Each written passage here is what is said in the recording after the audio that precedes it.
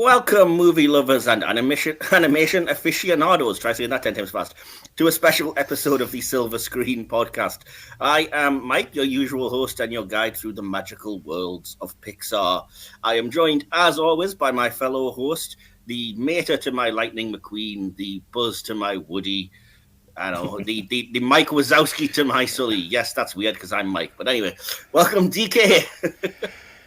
Hello. Hello. Howdy.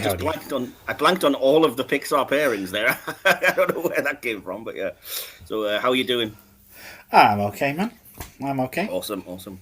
And we are joined by two very special guests today. Firstly, he's been on the podcast before, so you will recognize the voice. He's also got his own film channels on YouTube where he does a lot of reviews, mainly of animated films, something of an animation aficionado himself. Please welcome from JA Productions, Jamie. Welcome.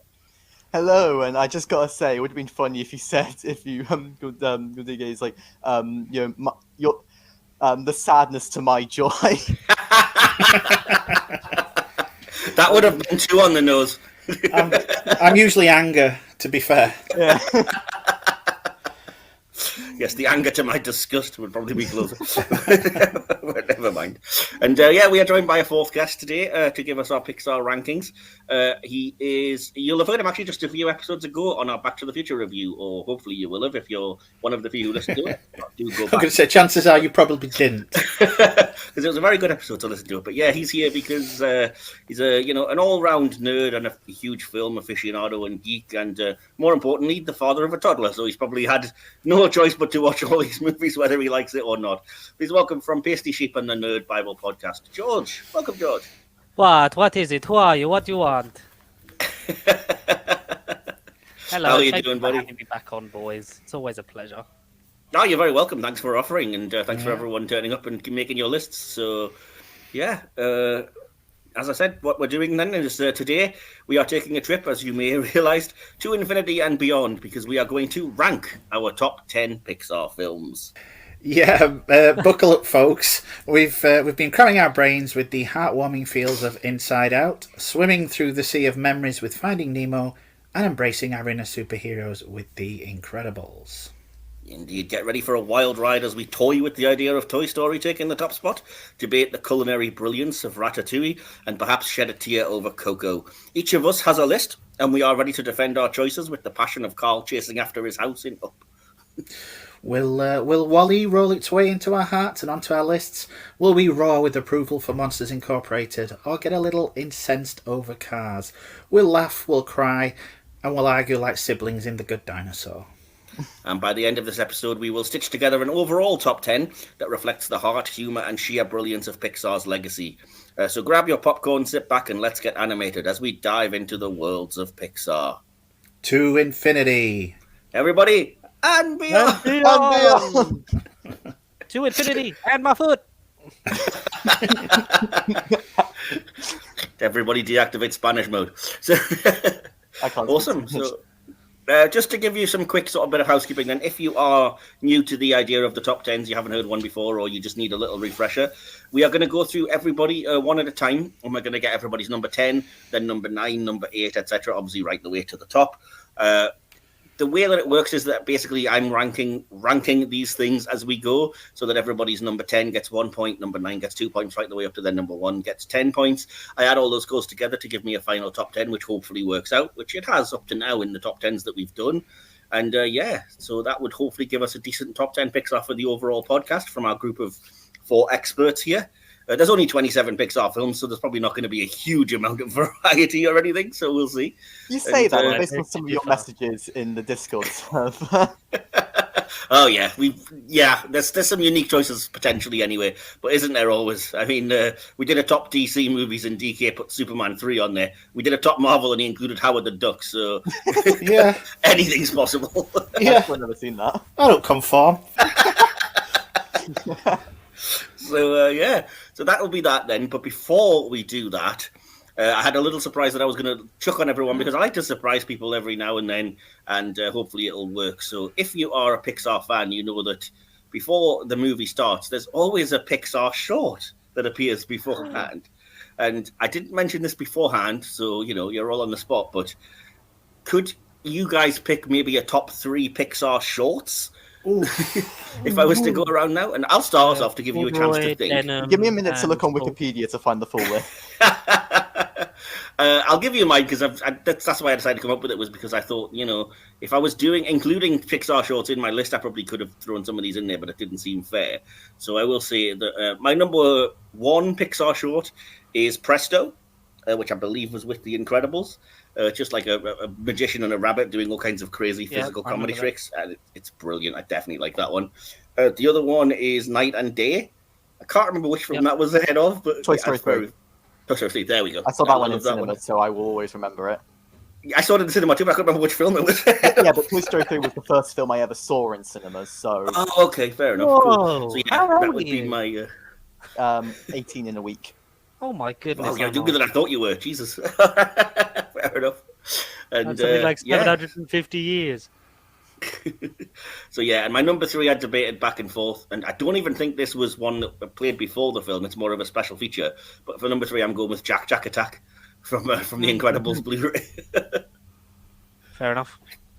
So as I say, I know it's on the spot, so don't worry too much about it. Don't panic if you think there's something you're going to miss, because there's a lot. I mean, you can get the DVDs and Blu-rays of just all of the Pixar shorts, and they're pretty great. So who should I go to first? Let's see. Do it, DK. I'm going to hit you with this one first. Put you on the spot. Yeah, I figured you would. Are the Toy Story tunes considered shorts? Yeah, why not? I mean, they're special features the same as Jack Attack, but I would count them as Pixar shorts. Okay, I'll go with Toy Story of Terror. I like that one. The lava short. Okay. Because I was really into it at the time when it first came out, and it was kind of like a Tron moment. The original Luxor Junior. Ah, cool. Yeah. I mean, it is historical, but I should probably have picked it. But yeah, it's just, I mean, it's a lamp and a ball. It's not that exciting to me. But anyway. Dude, I watch David Lynch films. It's just such a complicated narrative compared to some of them. You're fine. Fair enough. And I'm gonna go to you next, Jamie, because you probably know your stuff well enough that I can put you on the spot here. Well, with shorts, I've just looking at the list. I don't think I've seen half of them, to be brutally honest. I should just sit down and binge watch them all. And if I have seen them, it was years ago. I haven't seen Lava or Bow in forever, so I can't really. I was going to say I almost put Bow in my top 3, but I thought that was with a Disney film instead of a Pixar, though I could be wrong. No, it was Incredibles too. Was it? Oh, there you go. So I'm just going to stick with the ones which I have, which I just frequently find myself going back to. I guess they're my favourite. So, Day and Night, because mostly for nostalgia reasons. Jack Attack, because that one's just always entertaining. If I ever rewatch The Incredibles, I'm always putting on that short immediately afterwards. Yeah. And this other one's another kind of weird, when I have a specific memory of, Lifted, which I think came before Ratatouille. And the reason I have it on there is because in primary school we had to write a comprehension thing based on that short, and I don't know why, it always just stuck with me, and rewatched it recently, and I just think it's quite funny. Okay, cool. Well, that's 2 out of 3 that you picked the same as me, you little copycat, but I'll forgive you. And so then George, you're the last that has to pick, and it's going to be tough, but can you think of any that you wanted to I can think of many, because I've lived through the adventures of Andre and Wally B, so I... Oh, wow. I'd say number 3, Jerry's Game, because it's the Stan Lee cameo from Guardians of the Galaxy 2, in terms of the old guy that cleaned Woody from Toy Story 2 playing chess before Toy Story 2. Because that was Bug's Life, I think. That was for, I don't know, anyway. It was quite early on. It was one of the first shots they did, for sure. I would be surprised if it didn't have a film tie-in and was just there. I think it might have done. Yeah, it was just after Luxor Junior, before Toy Story, potentially. I think it was after Toy Story, because they did Toy Story, and they realized the humans all look like goblins, so they stuck it to the toys. So they did Jerry's Game so they could have more practice with animating humans. Okay. Okay, cool. What else? Because stuff like Bounding and all that, they're just they're just fodder. They're not. I'd say Bow's my number 1. Number 2, Lava. Why not? Okay. Good song. Right in the feels. The feels. Good song, did you say? It's a song. It's one long song all the way through. Is it? I've never seen it. I have a dream. Oh, dude. So, I mean, we've all given a decent amount of shorts for everyone to go and watch before they dive into the main event, so to speak, just like Pixar. Are we not having any special mentions this time? Well, it's up to you guys. I was just going to say it before we jump in. I didn't bother because, like I said, there's only 27 movies anyway, so my logic is, Should we do special mentions before we do number one? You go like, and these are the ones that didn't make if you want. Yeah, that makes sense. We can do it that way. That's absolutely If I immediately say that Brave isn't in my top 10, then everyone's going to be gutted and turn off. So if I leave it till after number 2, then we'll get some more views. Like I said, I was debating honorable mentions, and I just thought there's only I think 4 or 5 Pixar movies that I rate below 6 or 7 out of 10, so it would have been pointless. But I think there's so many that are high quality that you can easily pick a top 10, but I think there's at least 15 to maybe 20 of them that you could argue are in the top 10. So we're going to jump into everyone's top 10, and like I said, we go in reverse order. So we're going to start with everybody's number 10 for 1 point. And let's see, what's the best way to do this? Why don't we start with you, George? All right. So I'll admit that, as a kid, I was born in a time called the 90s. God, you're also young. I know, right? I grew up in what I like to call the golden era of Pixar, because you can kind of split it Toy Story up to Up, and then you've got the sequel, Try Something New generation with Monsters University and all that, and then you get to Inside Out and you're kind of in the newish era. So I've tried to be diplomatic. I've also tried to ignore what my son watches 16 times a day, which is very hard. Yes, because children's opinions are not valid. I've learned that now. Hey, I get that, but some of the stuff he watches, by God, you know what? It's actually better than I thought. So, Brad, no. A film that I'll just say I've watched all of these at least 16 times in the last 4 or 5 months. So I apologise for how bad this list is. That's fine. Now, my number 10. I thought it was bad. I thought this was one of the worst Pixar movies of all time. Never gelled with it. Never saw it in the cinema. But because of Disney Plus, I really enjoy The Good Dinosaur. And right, okay. As a father, maybe it's because of that. Because it's just so sweet. Okay, cool. Yeah. I'll be honest, it's one of... I'm looking through and there's 7 Pixar movies I haven't seen, so apologies, everybody. I can't give say that it's a full comprehensive list, and that is one of the 7 that I've not actually seen, I'm afraid. So sell me on it. Why? Last year and a half. Yeah. Okay, so why The Good Dinosaur? You just think it's sweet and charming and you liked it?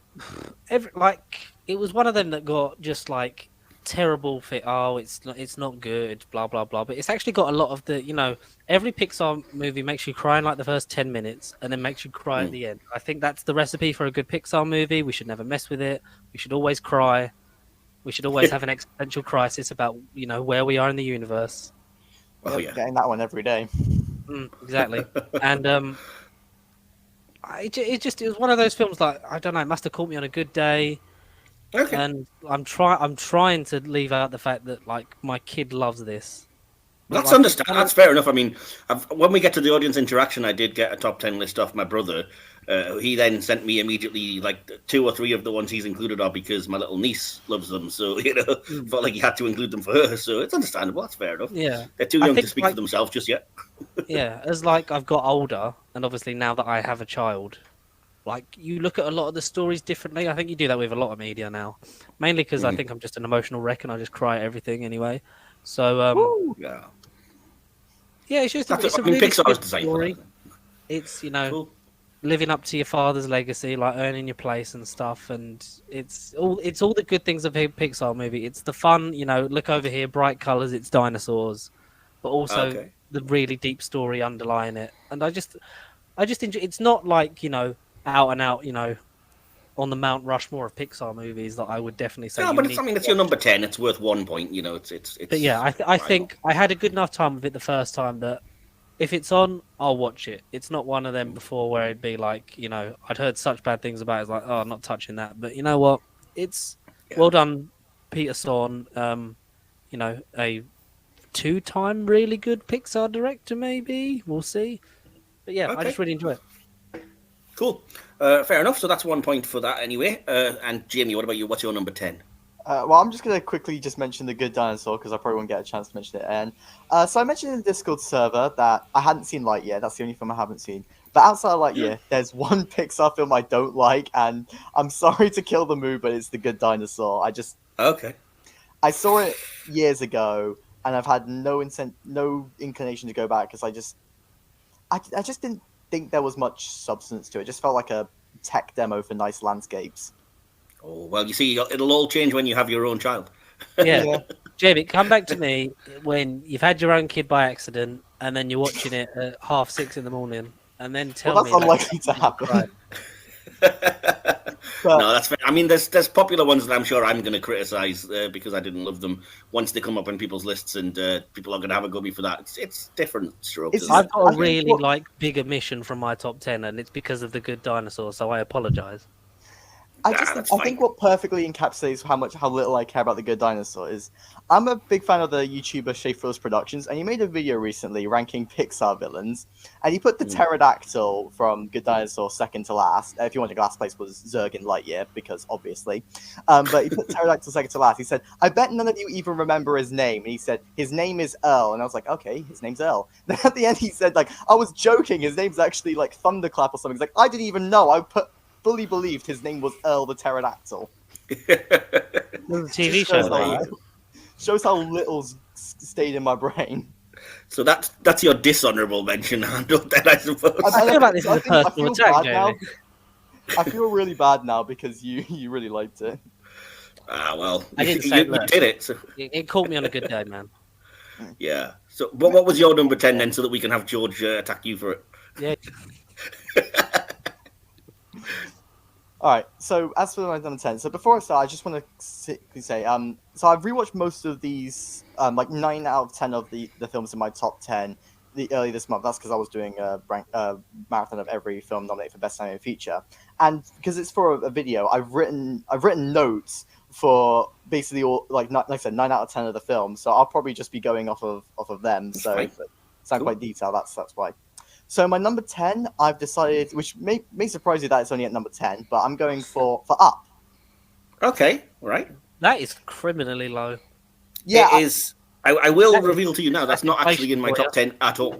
But not in mine either. Nope. Like, I love Up, but I think for the longest time I kind of overrated it in my mind because of the opening. I think most people have. I was just going to say, it's the film that gets such a good reputation because of the first 10 minutes, and the rest of it, once it gets into the actual adventure gubbins and the talking animals and stuff, it's just not that good. But rewatching it, it's like I was like, this isn't as good as my memory says, but it is still really good. I still think the adventure is a ton of fun. Like, it does lose some of the thematic depth in the middle, where it's just kind of, Carl and Russell wandering through the jungles. That's what I mean. It's just it seems very generic and just nothing special. And like I think it gets away with it because it's very imaginative, very colourful. It has got some, like, even though it loses some of the depth in the middle, by the end it does pick up on the themes of grief and having to move on from it. I think there's plenty of beautiful moments in the final, like the bit where he reads the what do you call it, the adventure book. That got me just as much as the opening, and the final like climax on the blimp. Oh, that's like fantastic right there. That was everything I wanted the middle of the film to be. But like I said, I still enjoyed the middle of the film. And I love Doug to bits. He's like I say, one of my favorite characters. I've got a weird, like, personal connection to Doug because I'll tell the story because I think it is warranted. When I was like quite young, someone close to me who I knew was diagnosed with ADHD, and my parents were trying to explain it in a way I'd understand. So they used Doug as an example because he's like getting distracted by squirrels and whatnot, and that's still in my brain. And I think that's that's kind of one reason why I love Doug. And why I love the movie. That's fair enough, I suppose. But I didn't gel with Doug. I really didn't like him. He was kind of annoying animal sidekick for me, and I was like, no, I can't be doing with this. Yeah, there's Not one when you've started off with. But a lot of them don't come across that way, and I wouldn't say in every Pixar film. Do you know what I mean? It's anyway. A lot of Disney movies, but not Pixar so much. But no, that's fine. So Up gets 1 point from you, and controversially, myself and DK are about to get pelted with tomatoes for not including it on our lists, I guess. Never mind. So, speaking of DK, that's the least of my problems when it comes to my list. Trust me. Oh, I'm waiting. Just you worry. So don't you worry, Abby. Is Lightyear number 3, DK? Oh God, I'm not that bad. So what is your number 10 then, DK, for 1 point? I brace myself. No, my number 10 is Luca. Ooh, okay. Ooh. So Luca gets a point from you. And why Luca? What did you like about it? And I just love the entire atmosphere of it. It really captures the small town European village vibe very well. And I'll be honest, I wasn't really looking forward to it after and this is probably going to get me a slap from one or two people in here, but from onwards, I guess, I've not really been that impressed with Pixar movies as I was with the earlier offerings, and I really didn't have that great an expectation for this, but it pleasantly surprised me. Cool. George is like Silencio, DK. What's so wrong with you, stupido? Yeah, I would say, did you see it at the cinema? But I don't think it actually got a release until this year, did it? Because it was during the pandemic. So it was, yes. I think it was never intended for a theatre release either. It was one of those ones where, because obviously the pandemic then they put straight onto Disney Plus on Christmas Day. They saw how many people watched that, and I think did that with Turning Red and Luca. I don't think they were made with the intention of going straight to streaming. I think the powers that be decided they were going to do that, and the people that made it were quite annoyed. And now they kind of want to. That will be the big return to cinemas. Yeah, right. No one watched it. I didn't watch it. Hey, I saw Luca. You really should watch it. You really need to watch it if you haven't. It's very good. I've seen Luca. I'm saying Lightyear. I haven't seen. Oh, Lightyear. Oh, yeah. Yes. Well, Lightyear. Lightyear is the only Pixar movie I haven't seen. I've seen all the others. Oh, yeah. Well then why is it your number 1? No, I do really like Luca. I like the vibes of the movie. I just think the other Pixar movies have a bit more to them, which I personally connect with. But no, Luca's a fun one. If someone says oh, I want to put on Luca, I'm happy to do that because it's really fun, really chill, really nice. Yeah. Very, very nice movie. Yeah, I like Italy, so I like the movie. I'll just give you my number 10 then. So my 1 point, Eurovision style, is going to, slightly controversially probably, the movie Onward, which I really did enjoy. I saw such a difficult relationship with that film. Yeah. Why? Well, because it was the first time that it felt like Pixar were selling it on the people in it, which they've never really it's never been their thing. It's been, here's the story and here's the characters, not Chris Pratt and Tom Holland in a film. I see what you mean, but I think there was enough of a story behind Onward that I didn't mind it half as much as Soul, when it was just like, you're just selling me Jamie Foxx, and there's nothing, this character is just... Is good, man. Soul is so depressing, I love it. Yeah. Oh, good God. But no, I mean, I love one. I get what you're saying. It's Chris Pratt and Tom Holland, but when I was watching it, I wasn't really thinking about who were the voice actors. I was liking the kind of Pixar nature of the whole, you've brought back your dad and it's just his pants and you're going on this. I think it is really heartfelt, and I think it's probably the last Pixar for a while, agreeing with DK, where it actually had like this heartfelt emotion and the kind of make you almost cry type nature that... yeah, but I mean, it's been missing, I think, since perhaps that movie. I'm trying to think. I think the new generation of stuff does do some stuff well. Like, it's nice to have some newer voices and things. And I think, Onward's got its good points. Like, it is, it's a star vehicle, and it's a shame that it came out when it did, and it got utterly shafted by the closure of cinemas. So that then by the time it came on streaming, it was all but forgotten by, I think, a lot of people. I think that's part of the problem. A lot of people, because of... It would be close to the realm of this list. But, Yeah. I think too many people just missed it because, like you said, it was in cinemas for like a week or something before they shut. And then it was just forgotten about because everybody was, it was the start of the pandemic and everyone was a bit hectic. And it never went straight to streaming as such, but it was pretty much on there right away. And, a lot of people just wouldn't have bothered with it. But... I think it came out the cinemas. It was in cinemas for 2 weeks. Pandemic hit, and then just was dumped straight onto Disney Plus immediately. Yeah, but it was dumped without any ceremony or whatever. It was just like, oh, there you go, you can watch it now. But at that point, I think because it wasn't like, straight premiering on Disney Plus, so they didn't advertise it. It had been in cinemas, but it was at a time when you couldn't really go anyway. So, yeah. And if you And could, I you think didn't that want then to. had the knock-on effect for the other ones of like, Yeah. we'll just put Soul on Christmas Day. We'll just put Luca on here. Yeah. We'll just put Turning Red on here. Yeah, but anyway. But with Onward, I have Tom Holland's fault. With Onward, I'm very 50-50 on it. On the one hand, I really love the emotion, the heart, the family stuff, the ending especially. It's all fantastic. Really like that. On the other hand, I'm not a fan of Chris Pratt's vocal performance. I found him really annoying, and he just did not gel well with the rest of the movie. It just, I know, I thought he stuck out like a sore thumb. I can't really explain why, but something about him just felt off. And Is also, it because he's so generic? I don't know, but the other thing, the bigger problem was I did not like the fantasy world. It is so drab and like grey, and there's no color to it. Like I get why it's like that in the city part, but when they're like in the second half, when they're in like the rural area, it's still just so bland and barren. That's when I found it quite cool. Yeah. Anyway, and it just didn't feel very mystical and memorable. I was going to say the opposite. I found it really well animated, and I liked the action and the kind of dragons and everything. And the last scenes in particular, I think, were really... They kind of sold me on it and had me hooked and involved. When I was watching it, I didn't get Pixar vibes from it. I got more DreamWorks vibes. That's why it didn't work for me. There is a bit of that.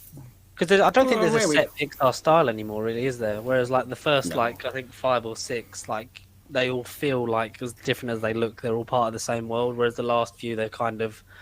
It's almost like, is it a Disney film? Is it a Pixar film? Like, you look at Moana and that's like, are we sure that's not a Pixar film? Like Wreck-It Ralph, like you said earlier. Like I said, they're getting more and more homogenized and more close to each other.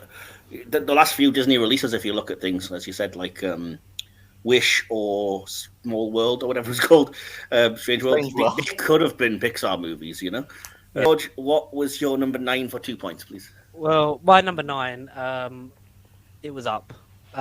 I had a lot of fun with it, but it does, like you say, a lot of the good merit is off of the first 10 minutes, and I wish the third act was the second act and that something happened, because it is a bit sort of slow and generic, but it's still heartfelt. It's the one that I think brought more recognition to Pixar in terms of like, these can be recognized as, you know, films that more than just kids see, sort of thing.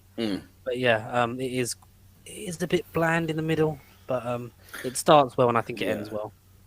That's the thing that I think I resent, that it kind of almost tricked the audience, because for me, as I was looking at it, I was like, it starts really well. That 10 minutes on its own, I think, would be on the list if it was just a little mini movie. It's fantastic, and it ends really well because it's got the heartwarming kind of ending and everything. But it is true, like in the middle, if you think about it as like a full hour and 40 minutes or whatever experience, there's maybe 20 to 30 minutes of it that are good, and the rest of it's just like, all right, whatever. But anyway, I've said my piece on that. So, yeah. I mean, it's fair enough, though. You gave it 2 points. And like I said, it wasn't dreadful. It was one of the many that I'd probably give 6 or 7 out of 10, like I said. So yeah, like there's a lot of good quality ones that I could have put at least like 15 to 20 films in my top 10. Yeah, for sure. Definitely. Okay, cool. What about you, Jamie, then? We'll move to you next. What's your number 9 for 2 points? All right, number 9 is Monsters Incorporated. Monsters, Inc. Yes, Monsters Inc. I really like this movie. This is, the 2000s ones, they've all got their own special nostalgia for me, because obviously I was watching all of them all the time. I got most of them on DVD, so I'm always watching them. Monsters Inc. This is one I'd watched less as a kid because it scared me too much, but nowadays I can appreciate it properly. And yeah, this is really great. I think the thing I appreciate most about this film is the world building. It is so good, so creative. Like the monsters kids see having their own world. That I don't know what you have to smoke to come up with an idea that genius, but I want some of that. Sully and Mike have a great dynamic. Boo's adorable. Steve Buscemi kills it as Randall. He went from Mr. Pink to Mr. Purple. What can I say? Fair enough. I'll be honest. I watched Monsters Inc. for the first time ever last night, and I wasn't all that impressed. I think it's one of those where you have to have watched it when it came out and have that nostalgia for it. Because watching it, I was like, yeah, I get it, but or appreciate all the creativity present, depending on. I mean, I get that. I appreciate the idea behind it, but I don't think it's an idea that necessarily, holds up an entire movie.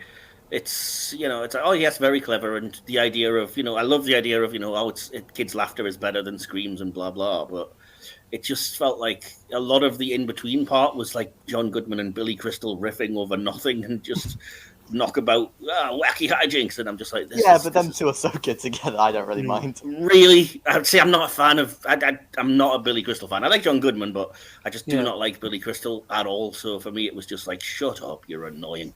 They were trying to recapture the Buzz and Woody dynamic that had worked for them so well in like the first couple of years. So it was kind of are we kind of just going to have like a zany double act, because then you get like Nemo and Marlin and stuff like that. So maybe that was what they were just like. Maybe this works. We have a wacky comedy person and the straight man. That's the main character. That's the thing. I mean, like I mentioned up top, they did that a lot, and for me, it's more successful in a lot of other places. I mean, even Lightning McQueen and Mater, I think, is a better pairing than Mike and Sully, controversially. But anyway, maybe if I watched it again, I'd appreciate it more. And I still haven't seen Monsters University, so I'll give that a go as well. You probably won't like it if you didn't like Monsters Inc., but I really like Monsters University. I didn't dislike it. Again, Monsters Inc. is another one I would definitely give a solid 7 out of 10, but it's just I watched it expecting a lot. If you don't love Monsters Inc., you probably won't love Monsters University, but I really like Monsters University. I think it's very overhated, has a good message. Not in my top 10, but I think it's quite overhated. It's very okay. Like, it's one of them ones where like it didn't need to happen. Like, I would rather a sequel than a prequel. I see. Okay. Well, that's the sequel TV series now, but that's a different topic, so we'll not get into that. So, DK, what's your number 9 for 2 points, moving quickly along? Strangely enough, it's Monsters University. Oh, okay, cool. So 2 points to Monsters U as well as Monsters Inc. There we go. Yeah, I never, like you, I never kind of connected with Monsters Incorporated. It was there, and I think they over-egged the pudding a little. But I don't know if it's because I grew up with things, like Animal House and Police Academy. I get that vibe from Monsters University. Maybe I will appreciate that more than it is very throwaway. It is, as they say, it wasn't necessary whatsoever. But it's fun, and it to me, it doesn't try and force itself upon you. It's just there. You can take it or leave it, and yeah, I like it. Cool, fair enough. My number 9 is another very recent one. It's Elemental, which I did see in the cinema, and I thought very overhated. I'm kind of glad that it had legs at the box office, so to speak, that more people kind of went to see it and realised it wasn't bad. And I think it's a victim of that. Everybody expected it on Disney Plus, because at that point we'd just been programmed to get that. And whether people were waiting for it to get there or just expected that it was going to drop the way the others did, I don't know. But I mean, like I said, it's my number 9 because it's not super high up on the list, because I think it lacks a little bit of the emotional punch. It lacks a tiny bit of the emotional punch that you get in some of the others, but I still think it was very good. It had a great message at the heart of it, which, I'm sure there were enough people walking out going, Pixar films have gone woke, or whatever, when, it was about segregation or whatever. Someone says something's woke, I stopped listening to them. Yeah, likewise. But I was like, I appreciate what this is doing. It didn't hit you over the head with it, but it was there as the kind of, I guess, subtext in the background. Plus the leads, as you said, the 2 leads, Ember and whatever the water guy was called. Wade Ripple. Wade, that's right. Ember and Wade were great. The sort of supporting cast were great, and it was a very well animated thing and a believable world. Even though I was very, very skeptical, because I was like, hang on, how in this world are we going to have these various elements interact and not seem stupid or a bit far-fetched? And yeah, it was actually quite, fun and captivating. I enjoyed it. So yeah, Elemental gets my 2 points. So we'll move on to the number 8 then. So George, what's the decision of the white jury? Who's getting your 3 points? Well, I kind of thought I'd stray away from the deep emotional message and how much it makes you cry and hits you in the feels. And my number 8 is the best Fantastic Four movie to ever exist. It's The Incredibles. Yay! The Incredibles does have but I'll forgive you. I love this film. I love the kids. I just love the whole thing. The sequel's good, but I think it's one of those ones where you can't beat the lightning bottle of the original. The sequel's got Saul Goodman, which makes it good, but that's about it. Yeah. Yeah, no. And there's some fun stuff in the second one, and technology obviously makes it look better, but this was superheroes. This is up there with one of the best Marvel movies it could have been. It's so good. The pacing's great. Yeah. It's proper 60s. It's just so much fun. You've got a stellar cast. I don't know. I love The Incredibles. It's one of the ones that I got in the right era.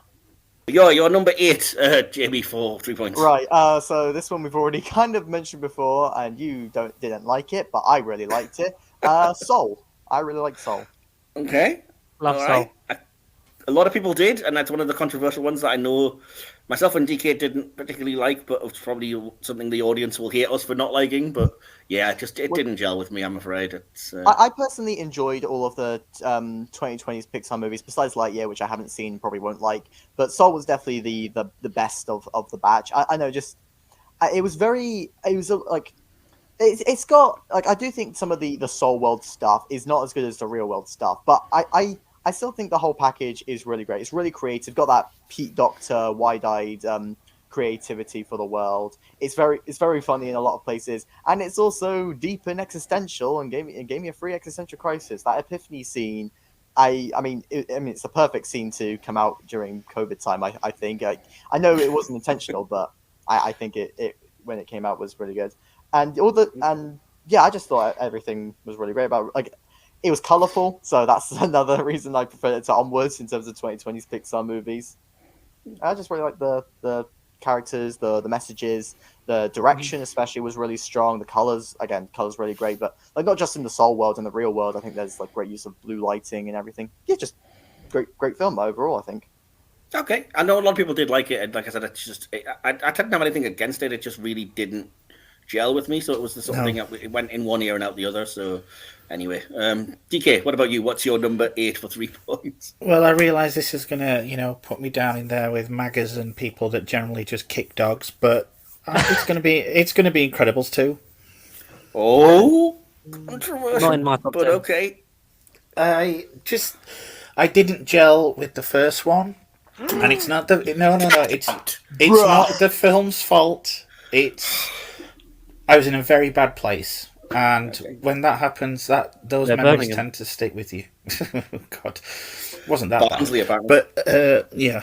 But I just couldn't. But this one, it had Bob Odenkirk, and that's it. That's it for me. Yeah, it also had a character whose name was literally Evil Endeavour. Yeah, that's real dumb. Like, the movie before it came out. Like, I like Incredibles 2, but even I'll admit the villain's dumb. Yeah, exactly. No, the screensaver is terrible. The only good part about Incredibles 2 was Jack chasing that raccoon, to be honest. I like the bit where Bob was like, "Why would they change math? Math is math. Math is math." It's the flipping it so that then he's he's got a stay-at-home dad, and it's meant to be the 60s. Nah, I'm not. I didn't feel Incredibles 2. All power to you, DK, for liking it. I think a lot of the heavy lifting there is probably Bob Odenkirk. You know me. I'm a gamer, so it's not just Bob Odenkirk. It's the Lego Incredibles game that they had out at the time as well, which kind of sold me on it. That's not the movie. I don't care. Yeah. I mean, you talk about how unpopular you are going to be for Incredibles 2. My number 8 for 3 points is Cars 2. Oh. You don't get this on the chase. Cars 2 is the most epic movie ever made. I realise I'm probably the only person in the world that really rather enjoys this, but I saw it at the cinema and I've never understood the hate. It's got a cool, James Bond spy plot. It's got racing, races around the world Grand Prix style. It's fun. It's funny. It's got Michael Caine doing a cool spy car in it. It's like, I do not get why people hate this movie. Look, I can't in good conscience call it a good movie. Mater being the protagonist is really dumb. It's a terrible sequel, and Finn McMissile is probably the worst spy ever. Like, how is he so dumb? How does he not realize Mater's not the American spy? Like, how thick are you? But I do like it on a guilty pleasure level and also a nostalgia level.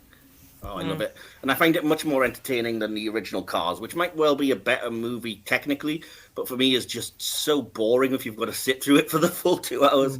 Whereas I think Cars it's hard 2 to at least has relate some excitement. Cars, because we don't have the road, over here we don't have the great American road trip. So doing a road trip movie over here, it's like we just don't get it. So number 7, George, we're back to you for 4 points this time. Number 7, I'll just put it simply. It makes me un poco loco. It's Coco. Nice. So that's 4 points to Coco. I love this, but I didn't see it in the cinema. Like, there's a lot of these that I didn't see in it the cinema initially, and I really wish I did. But like, I wish I'd seen Coco. Coco's a lot of fun. You know, I remember it being announced like years before it happened. Like, oh, we're going to do one about the Day of the Dead festival, and then what actually came about was it was a lot of fun. The music was good, and it was deep. There was murder. There was an underworld. There was a flying dog. I mean, what more do you want? What do you want? Yeah. I can't really get too far into it because I only saw Coco a few hours ago. But it's hard because I think from here onwards, there's a lot that are like sort of very close to each other. And, Yeah, I get what you mean. Coco number one. But it's also I dislike Coco as much as I love it because it just kicks my ass every time emotionally. I see what you mean. Like I have to kind of recognize that however good it is, it's not something I'm going to chuck on to rewatch a lot because you're not going to leave feeling good, really. Exactly. It's like putting Grave of the Fireflies on, but Pixar. Jimmy, what is your number? Let's see, what are we on to? 7 for 4 points. How about we continue talking about Coco because that's my number 7 as well. Well, there we go.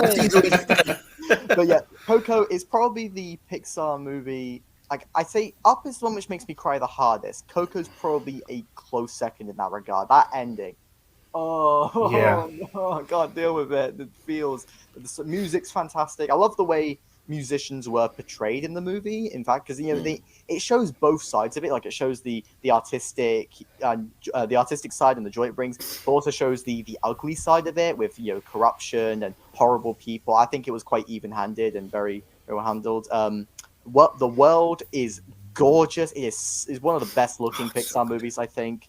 I love how ingrained into Mexican culture it is, and it's really funny. The only reason it's not higher is something about it. Like, something about the pacing feels off to me. It's like I wouldn't cut any scenes, but I still think it drags the middle. I don't know why. I can't really put into words in a way. It's weird, but aside from that, I think Coco is fantastic in every way. I think it might be, forgive me for trying to, psychoanalyze. I think it might be because once you get to the land of the dead, you're really just waiting for Miguel to get out. And so the whole time he's in there, it feels like longer than it is because you're just like, no, get back home, get back home. I just want to get to the twist villain, because he's one of the few decent twist villains in Pixar. They should have had Jerry. I was shocked. I'm even grandfather. I was even more shocked that I hadn't had that spoiled for me, to be honest. So... okay. So Coco gets your 4 points as well. DK, we're up to you. What's your number 7? Coco. My number 7 is Bug's Life. Yes. Oh my god, a Bug's Life lover. It's the Seven Samurai remake that Rebel Moon wishes it could be. It's just a great cast. It's fun. As I say, it's a nice little homage to the Seven Samurai, and you say great cast, but that's part of what puts me off. It's got Woody Allen and Kevin Spacey in the cast. Oh, Woody Allen's in it. I thought that was Antsy was in. Maybe I'm confusing that with Anson. Yeah, no, it's Kevin Spacey in it. If you can ignore the spaciness of it, it really has got a great cast. Yeah. Okay. Plus, Spacey's a bad guy like he is in life, so it kind of balances out. You've got Dave Foley as Flick. I think it's really good. You've got Bonnie Hunt. You've got Richard Kind. You've got Ratzenberger. You've got Julia Louis-Dreyfus. Jonathan Harris. I wasn't sold, but now I'm on board. David Hyde Pierce. Now I'm on board again. And you've got Roddy McDowall. Well, that's why you love it, clearly. Yeah. I haven't seen Bug's Life in forever. It's the Pixar movie I need to rewatch the most. But from my memory, I remember being I was just kind of rolling my eyes at some of the predictable plot points, like there's a liar reveal, a big misunderstanding, yada yada yada. But I'm sure it's not as bad as my memory saying. If I rewatch it, I think I will. So underappreciated. Yeah, it is. I think it's very underrated in the Pixar line, and it's a real shame. It's because it's sandwiched between two Toy Story films. Yeah, it's because it's the only I guess 90s/2000s Pixar movies I didn't have on DVD, so I just never really watched it until I was like 12, and by that point I don't think I was at the age where I'd really appreciate it anymore. As I say, I haven't seen A Bug's Life, but I know you're a man of relatively decent taste, DK. So I'll take your and George. To be fair, you said you defended it as well, so I'll definitely put it on the list. It's so good, man. I love that film. It's not on my top 10 Cool. though, so I don't love it. Not that much, but yeah, it's like you said though. There's so many of them that are around that like 6, 7 out of 10 area that could have made it onto the list, but we had to narrow it down to 10, so we did. I think had it come out a little bit later on, like it probably would have been a bit more appreciated. But it's because it comes out like 3 years after Toy Story and like a year before Toy Story 2, so it literally that's the problem, isn't it? Didn't get the room sandwiching to it between Toy Story 1 and 2. It was kind of, oof. But yeah. Anyway, and ironically, it's a world that probably would have benefited from a follow-up. Yeah, might not necessarily been the same characters. You could have sort of like, just done the same world and done a lot of new characters in it, and then had them be sort of like bit part players. But like, that's a shame because they left it too late now, really, don't they? Yeah. Oh well, fair enough. So does everyone want my number 7 then? No, 4 we're points. gonna have an incomplete top 10. Yes, we want your number 7. My 4 points, I'm going to say Silencio haters. My 4 points go to Luca, which I really did like, I'll be honest. I liked this a lot. I liked it a lot because I expected nothing. It was, as I said, I'd seen Onward and liked it, but less than this, obviously, because it's lower on the list. Then I'd seen Soul and was just like, "Ooh, is this why they're going straight to Disney Plus? Because they're just not, in my eyes, very good." So I wasn't expecting anything from Luca. I'll be honest, when I first put it on, I didn't even know it was a Pixar movie. I thought it was a Disney movie. And I was like, oh, yeah, straight to streaming. This is going to be dreadful. And I really enjoyed it. I thought the cast did a great job. I think, like DK says, the kind of charming, I don't know what you would call it, like European villa feel of it is quite well captured. But also just the cool nature of like the sea creature and the way it can change in and out of land and the fun knockabout like Vespa chases and stuff. It was just fun, and I left it thinking, that was a very good time, and I'd happily. Again, it didn't really have the emotional I'm going to be crying for weeks afterwards, but I left it thinking I'd happily watch that again and again and just enjoy it. So that's why it gets my 4 points. Correct. Right, so number 6s for 5 points, and starting with you, George. Okay. I think this film, it's another one that, it's sandwiched between some good ones. And you couldn't really merchandise it because it is rats. But I really love Ratatouille. I hate that movie. I'm sorry. Why? I don't know. It's another one that I was just like, I don't like this. It's ridiculous. It never sold me on its kind of daft high concept. I didn't particularly like the performances. Nothing about it sparkled for me in any way. The French accents and cuisine? No, and I just didn't like again, it might have been the first time that I was just like, I have no emotional connection to this whatsoever, so it's not making me kind of cry or devastated in the way that Pixar movies normally do, because I'm not French, I'm not a foodie, I don't give a crap about that kind of thing. I hate rats anyway. It's a literal red-headed stepchild of the Pixar Was film. it fun? I didn't really find it even fun or funny or anything. I was just like, what is this? It really did. To me, it is the definition of what you were saying earlier. It felt like it could have been a lower-tier DreamWorks movie and everybody would have forgotten it. But because it was Pixar and it was when they couldn't miss, everyone was like, this is a brilliant film. And it's just like, is it really? Anyway. I'm seething with rage right now. I'm going to explode. I am going to explode. Go on then. Well, feel free to disagree. But yeah, so anyway, I mean, you disagree with me. You gave it 5 points, George. What did you see in it that I didn't? I just have a lot of fun with it. I don't know why, because I think, I love an underdog in life, as in films. Maybe, I just wanted to give some more love. There's not really a deep... maybe the deep message is you can, make it no matter where you come from sort of thing, The rats of the slums, maybe, I don't know, and poverty, I don't know. Yeah. But, I don't know, I think it's a really easy watch. There's not a lot of Pixar films that you can watch and not pay full attention to and still get that was a fun old time, and he cooked some food, and then he went home, and the restaurant got shut down for obvious reasons. I don't know, I can just chill with it. I can vibe with it. It's not like a, 7, 8 out of 10. It's probably 6.5. It's not great. Patton Oswalt's good. Other than that, I'll give you Patton Oswalt's performance. I think sells a lot of people on it because he is very good. Patton Oswalt's great in everything. You haven't calmed me down, by the way. Cool. So what are we on now? Number 6s. So Jamie, it's your turn. Number 6 for 5 points. Right. Okay. I just realised I'm annoyed that Coco came in at number 7, because if it wasn't at number 7, I could have had all the Pete Docter films next to each other, because number 6 is Inside Out. Oh, okay, fair enough. I guess Pete Docter is very consistent and like just very top tier, consistent and everything. Yeah, kind of like my compliments towards Inside Out kind of extend to the rest of Pete Docter's work. You know, very, very, very creative. Great use of great direction, great color and everything. A lot of heart and emotion. Obviously, I mean, it's a movie about emotions.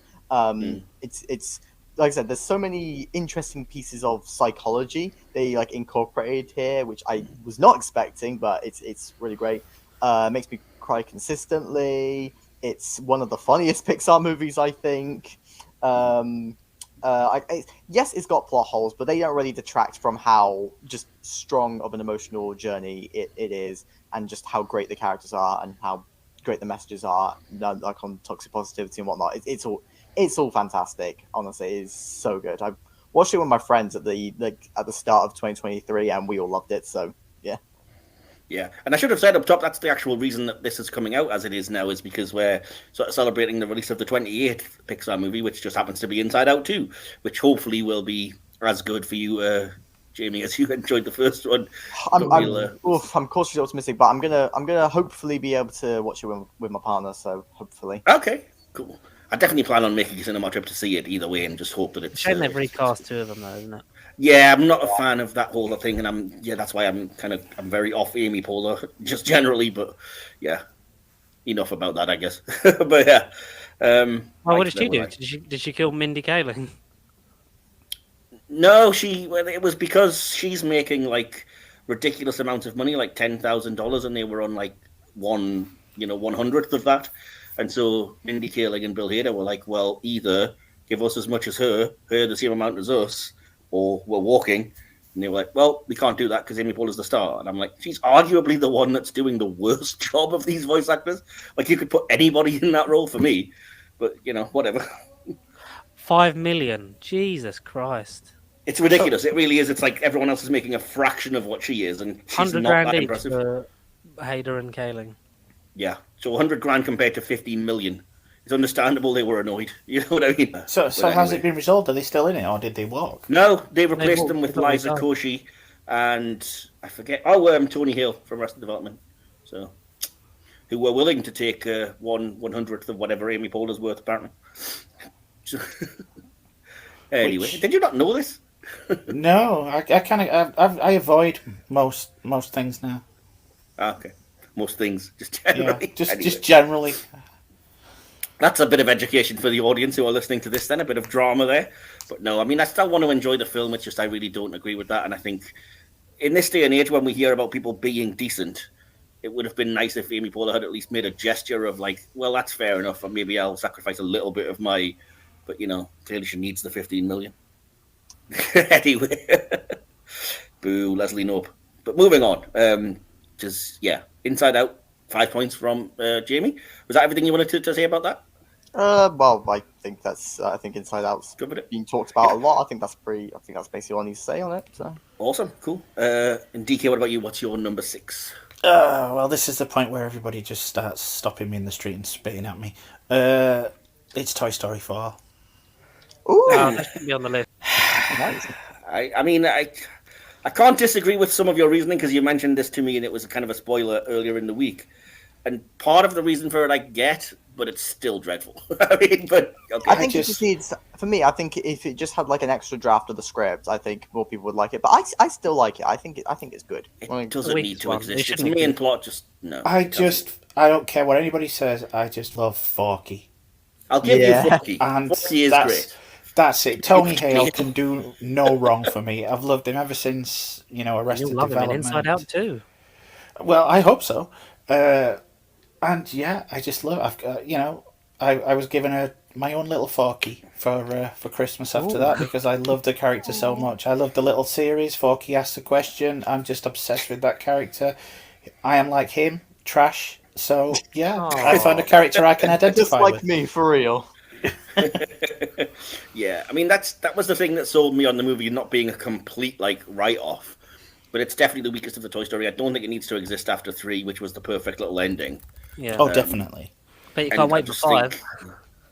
I forgot that was coming out. After Lightyear in particular, I mean, it would be bad enough having a 5 generally, but then you look at, you've done 4 and a terrible spin-off. Let's just let it die. Come on. Lightyear's not. Let it die. Lightyear's not a Toy Story film. Lightyear no, but it is a spin-off of the Toy Story films. No, I mean, it is still Lightyear is the film that Andy saw. You do not sully the good name. It was a really well animated fan film at best. I don't know, man. I'd rather watch Buzz Lightyear of Star Command, to be honest. This is going to be funny, Jamie, because moving on. Sorry, TK, I should say before I do that. Anything else you wanted to say about Toy Story? That's it. Tony Hale. Enough said. Mic drop. I can understand Forky. I was disappointed. I thought, what's her name? Gabby. Christina Hendricks' character was rubbish. It was the worst villain of all of these. She's not a villain, though. And all the supporting cast aren't there. Like, the other toys just sit there and wait. Yeah, but Jordan Peele and Keegan-Michael Key. They were fun, I guess, but they were better in the trailers, to be honest. Yeah. But anyway, all the funny stuff was in the trailers. Not the worst, but I can see why, and definitely Forky is the highlight. I will definitely give you that, TK. So, if you can call it a highlight. As I said, Jamie, you'll find this amusing because my number 6 for 5 points is also Inside Out. Which is why I wasn't trying to say very much. I agree with basically everything you said. I think it's another one of those where the concept actually really worked for me. So I like the world building, for want of a better word, that goes into it. The idea that these emotions are all anthropomorphized. I think most of the cast does a good job, even though, like I said, for me, Amy Poehler doesn't sound like Amy Poehler and seems a bit generic, and pretty much anybody can do that upbeat joy thing. But maybe that's just because I'm bitter about the whole pay dispute situation. Yeah, probably. but no, I mean, I like the performances. Again, I can't believe you haven't mentioned it because we'll get crucified for not doing. But the whole Bing Bong thing, it got me. It hit me in the feels exactly as it should. So I think it's because I'm automatically in the brain of not trying to spoil stuff. Yeah. Oh, I'm not saying what happens or anything, but yeah, suffice to say, it's another one of those moments that just really hit me hard. Very, very much a tearjerker. And I love. It's one of those few that I can remember, like, slightly more adult skewed jokes. So is it like when the mum sees the helicopter pilot or something, and it's like it goes to her emotions, and she's just lusting after the guy? He's clearly said it to all the women because all the other women remember it as well, like the teacher and stuff. Yeah, exactly. I remember seeing like a joke theory that he was an evil organ donor or something. Somebody has like an April Fool's joke. It's like, what? How else is it there? They're put together, and he harvests he kidnaps women, something ridiculous like that. Man. But no, I love the ideas behind it, and I think it was really good. And again, I'm really hoping that the sequel does stick the landing, because I think it's brave to introduce, whole new emotions, especially when the first one did like coming of age so well by keeping it isolated to those ideas and the idea of puberty with these clashing things. And so, yeah, introducing whole other emotions who may or may not be the villains of the whole thing. I don't know. I'm hoping it works. And I'm on board for Maya Hawke in anything, so that's good. Casting at least. But yeah, we'll see. Cool. So number 5 for, let's see, 6 points, was it? Indeed it is. So you're number 5 for 6 points, George. Well, we can carry on talking because my number 5 is Inside Out. Wow. So we've all had it pretty much right next to each other then so far. All the same 6 more points for Inside Out. Jamie said, really, like it's a really, like, it is probably, I agree with Jamie, it's probably one of the funnier films as well.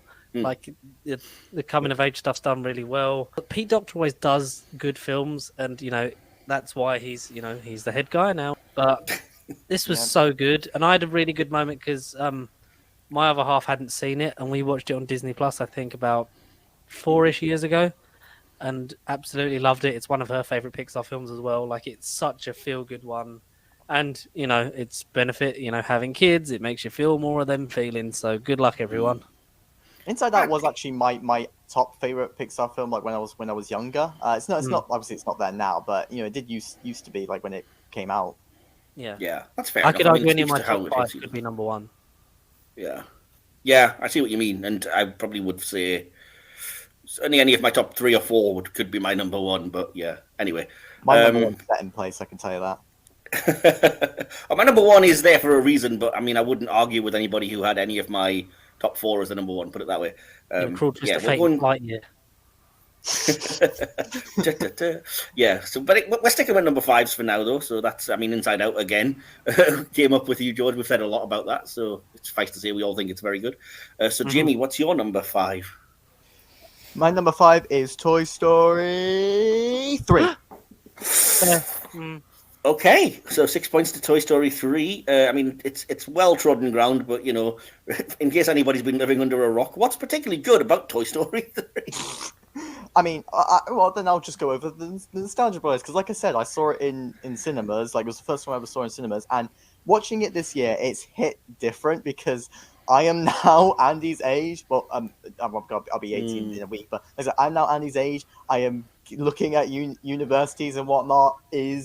Like, I have grown up with this movie, and I'm now at the stage where it means the most to me, and it just hit a lot different now, and I think that's one reason for why I love it. But even then, it's just a really damn good movie. I love Prison Escapes, and Toy Story 3 nailed it brilliantly. Lotso's one of the best villains, I think. And there's a lot of good themes. I noticed on the latest rewatch that I'm convinced that this movie is an allegory for the American dream. But that's a complicated thing I'll have to get into another time. The Barbie and Ken scene's a peak, and I'm not just saying that because of the Barbie movie, although that probably helped. And it's fun. Like I said, it's funny. It's got great emotion. It's got Totoro. What more do you want? Yeah, you've just remembered. I've just remembered. You've just reminded me, by the way, of speaking of Toy Story 4 characters. I might have given it short shrift because we all forgot to mention bloomin', what's his name, Duke Kaboom. Canada's greatest. Yeah, Keanu. He went completely out of my brain, but now I'm like, oh yeah, I remember loving that guy as well now. Because I was thinking of like, oh, they introduced people per Toy Story, and I remember in Toy Story 3, I was gutted that Timothy Dalton as Mr. Pricklepants didn't get more to do, because I found him amusing in the like 2 seconds that he was actually on screen. I'm trying and to I'm like, stay in character. Exactly. It's weird how they add, because they added Barbie in Toy Story 2 and Jessie and everything, and like I said, they add different toys per one, and then it just occurred to me, I was thinking, oh yeah, I remember seeing, it was weird, I actually saw a video on YouTube of Keanu Reeves meeting a little kid, and it was like, he obviously was, racking his brain to think which of his filmography this little kid could have seen, who was about 3 or 4. And he was like, hi, are you a fan of Duke Kaboom? And then he went into the character and was like, Canada's greatest stuntman. And this kid was just smiling ear to ear, having the time of his life. And I was like, Keanu, you legend. Where are we? See, I keep losing my place here. We're at number 5. We've done 2 out of 4 of the number 5 segments. So it's DK. Yeah, so you give it Toy Story 3, which, as I said, I mean, a lot's been said about it. If you don't know by now why it's great, just watch the dang thing. But I'm sure it might be coming up again at some point anyway. So, DK, over to you. Your number 5, please. Finding Nemo. Yeah, girl. Another one that just didn't hit me that I really don't like. In fairness, the first time I watched it, I was very, very drunk. But so just an average day then. Yeah, fair enough. I just think it's a beautiful film. I don't like Ellen DeGeneres very much, but anything that Albert Brooks in, I can vibe with. So I feel really bad for not liking this because I know how popular it is, and I saw it at the cinema and was just bored throughout, and was just I didn't react to any of it. I didn't like nothing. Sparked my interest or attention, and yeah, I just sat glazed over.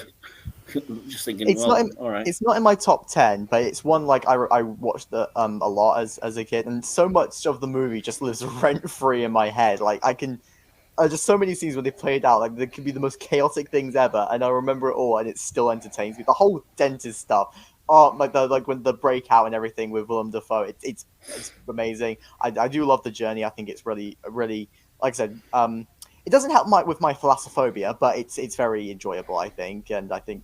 Just I love all the characters. All these characters just so nice. Pixar has some great characters. Crush is the greatest character ever. Oh, I can't see. That's just I know. What was that phobia you had, by the way? Thalassophobia, fear of the ocean. Oh, okay. So I couldn't quite hear, but yeah, I'm sure there'll be some audience members less intelligent. Never seen it. I'm not going to. Have you ever seen Jaws? Yes, I've seen Jaws. It made me scream. Okay, cool. I mean, not really cool, obviously, but still, I'm glad that you saw Jaws. So I'm kind of glad that got represented because I'm sure it's popular with a lot of other people listening. So yeah, DK giving it 6 points, fair enough, I guess. But it just didn't appeal to me really.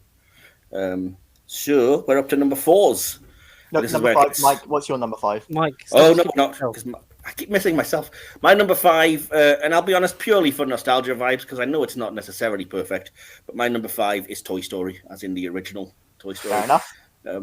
Just because, like I said, I like, unlike you guys, I was born in the 1980s, so Toy Story hit me at a time when I was just a little bit too old for it, but not at the point where I'm a 30-year-old guy watching kids movies. So it has that nostalgia, and I remember growing up with my my own contemporary cousins and that who are a bit younger than me and watching the movie, and it's very good. I never really liked the Sid parts of it, which is why it's not particularly higher. I just always found that a little bit too dark and mean-spirited for me. The one that started it all.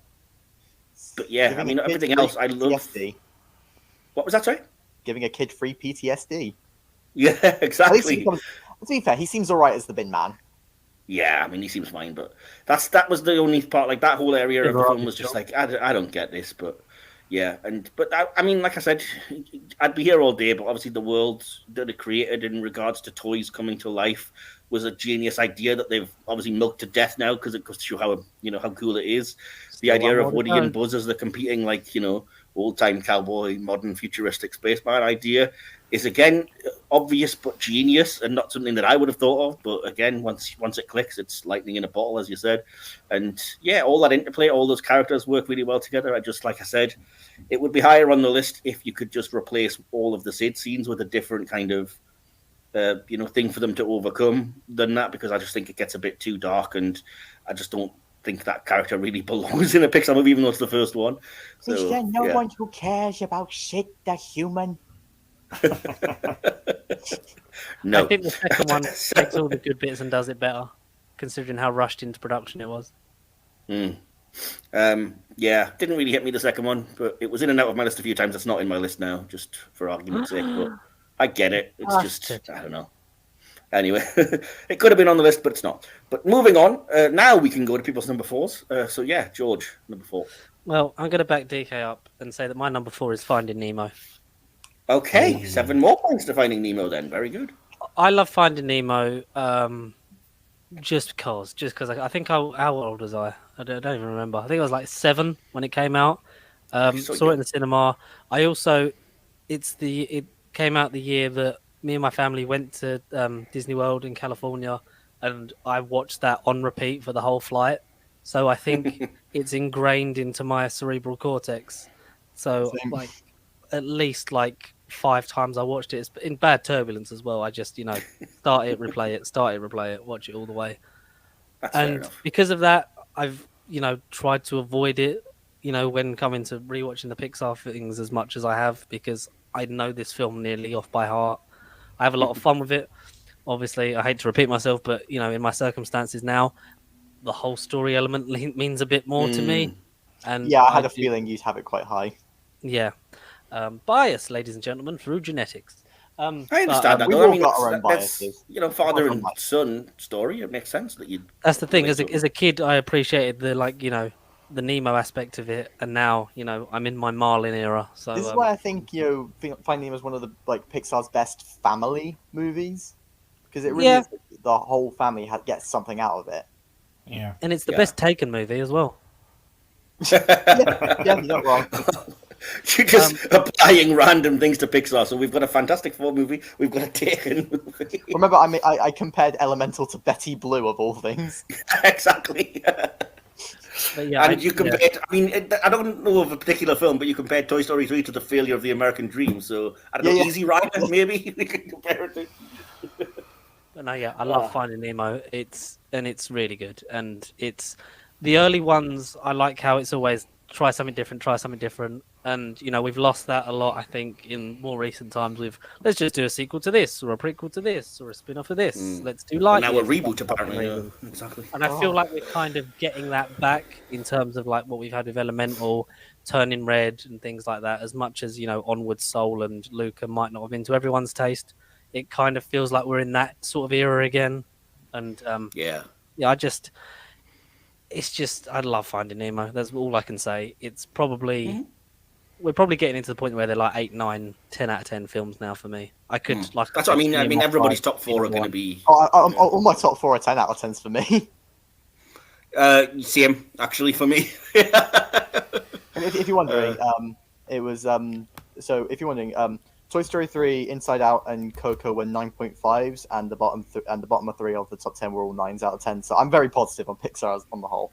That's understandable. I think if you're a fan, you're a fan, and I know you're heavily into animation, and very few people do it better than Pixar. I know that you probably would argue, anyone from Japan, let's be honest, would probably do it. I've only really seen the Studio Ghibli films, so I can't really say anyone from Japan. Okay, fair enough. You should watch the if you haven't seen them, the Makoto Shinkai films, because very good, especially Your Name. Yeah, I'll watch. I'm going to watch them. I just need a little animation break after my big marathon earlier this year. Oh, no, that's understandable as well. Like I watched Robin Hood, and that was about it for me. Oh, well, fair enough. Okay, so that was your number 4, George. So yeah, Jamie, we're up to you. What's your number 4? Right, this was probably going to surprise some of you, but Toy Story 2. Okay, fair enough. Because long-term viewers of the channel may remember when you guys did when you reviewed it like a few years ago. And I was I claimed like it was my favorite animated movie. That was definitely nostalgia talking there. I still love it to bits. I still think it's fantastic, basically like near perfect. But it's not anywhere near my favorite animated movie now. Like not even close. There's other Pixar movies I prefer to it. Like I said, it's not even in my top 3. But it is still fantastic. But I'm gonna have to go off of no notes because I haven't rewatched it, unlike all the others, because obviously it wasn't nominated for the Oscar because it came out a little bit before him. But from memory, I think it balances two storylines really well. You got the entertainment with the Buzz story, the emotion and deep questions which the Woody story poses. It just poses a lot more interesting questions than the original film. It follows on really well and sets up the third movie fantastically. The whole thing really strong. I like the idea of having a toy collector. That's a nice evolution from it. It's just generally one of the best sequels ever made, in my opinion. But whilst also having good emotion and so many funny moments. The traffic cone scene is like my favorite Pixar. Okay, it's not my favorite Pixar scene, but it's definitely one of the funniest. That is really funny. I'll give you that. Yeah, cool. That's fair enough. Like I said, it's one that I certainly don't hate. It would be number 11 on my list. It would actually, I had it on my list and it got knocked off for my number 4, which I'll get to. But yeah, it's just. Something tells me for me, it's. I think for me, you accidentally spoiled it earlier. Oh well, there we go. I'll get to it anyway. But yeah, for me, I think it's not the weakest Toy Story because 4 would probably still have that, honor for me. No offense, DK. But yeah, anyway. But no, I recognize it's a great movie and there's lots to like in it. I think it's another one of those where I think I'd grown out of watching them at the cinema at that point for whatever reason, and so I didn't see it until much later, and I don't know. Anyway, I'm rambling. So DK, we're up to you. What's your number 4? Yeah, it's the original Toy Story. Yeah. Okay, all right. So not that far off from where I had it. So what did you like about it? What have you... Well, I mean, it was the first movie, as it were. It's still, it is nostalgia. Basically, it's very much of its time. A lot of it, especially the human characters and the dog, they haven't aged particularly well. But I think it's still great fun, and whenever I'm flicking through channels and it's there, I'll always leave it on and watch it. Yeah, I mean, I still get a thrill from the whole "it's falling with style" bit. You know what I mean? But, yeah. It's just awesome, really, isn't it? But yeah, I also think so you basically agree with it. I also think the comedic timing in that movie is like pitch perfect. That's what I mean. I think the cast is actually one of the best ones. I mean, obviously, Tom Hanks and. Like him or loathe him, Tim the Toolman Taylor. That's a lot of snow. But even like the minor characters like Ratzenberger, okay, he's in every one, but he's got a decent size of role in the Toy Stories as Ham. Or, Jim Varney initially playing the Slinky Dog was pretty good. Or and Pepperoni as Andy. Yeah. What's her name? Annie Potts as Little Bo Peep. It was pretty cool. So anyway, it took me an embarrassingly long amount of time to realise Bo Peep was Annie Potts. Really? Wow. Okay. Yeah, I didn't actually know for the longest time. I'm terrible at recognizing like voice actors as like what else they've done like live action. It's like, oh my god, that's Janine. That's young Sheldon's grandma. I haven't watched that.